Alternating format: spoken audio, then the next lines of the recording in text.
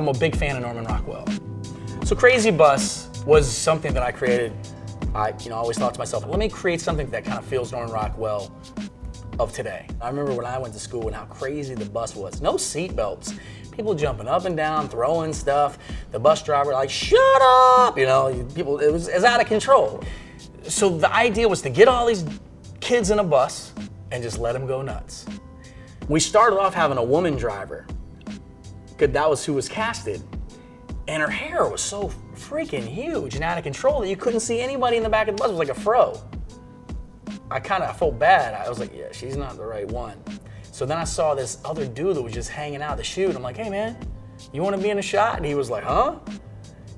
I told the lady to kind of go sit back, and I got this guy who was just happened to be at the chute. I think he was with one of the kids. So he actually sat in, he was bald, and he just had this look about him that just was perfect. So we brought him in.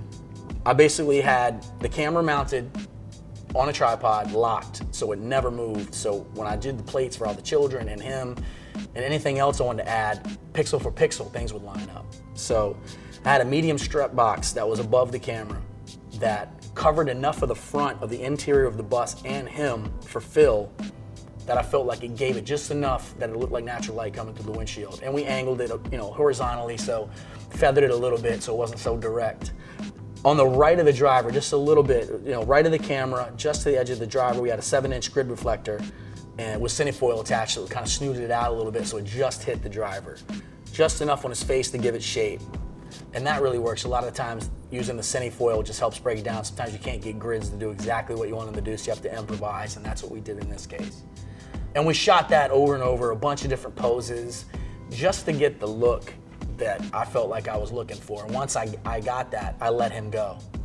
And then we had an empty bus with no driver in it that I could then start staging my crazy kids. So from that point on, I worked back. Now, how we lit the kids, originally I was thinking I was gonna kind of light them from the inside and just move the stands back as I went. And then I'm like, perfect scenario, there's windows down either side of the bus. So we had two, I think it was 12 by silks set up on frames. So we had 4, 2 on one side, 2 on the other. And then we had magnums, and the magnums would be up on stands that would kind of shine through the silks. So one in the front, one in the back, no grids, all spread out, white reflectors. And then one center, I think it was a 7-inch reflector in the middle of those. So we did that on both sides.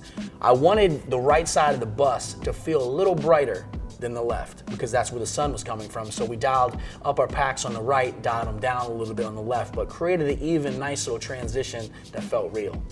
But the way I shot it was cool because I focused for row 1 through 3, and I had kids just going crazy doing their thing. And once I felt like I got them, I brought the second wave of kids and we did 4 through 6, 7 through 10, and etc. until we got filled up the whole bus. So each row I shot was in focus, and then I sandwiched it all together in post-production and made it look what it is.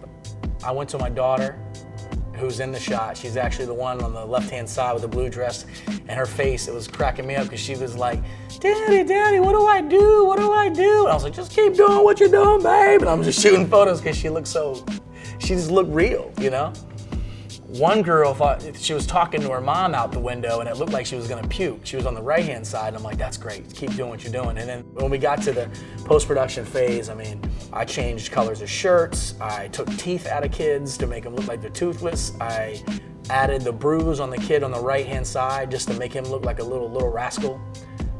There was a logo on different shirts. We stripped a lot of things out, but once my eyes started seeing things and seeing the picture develop, I was really super happy with the way it came out, and the lighting was so key in making that look right.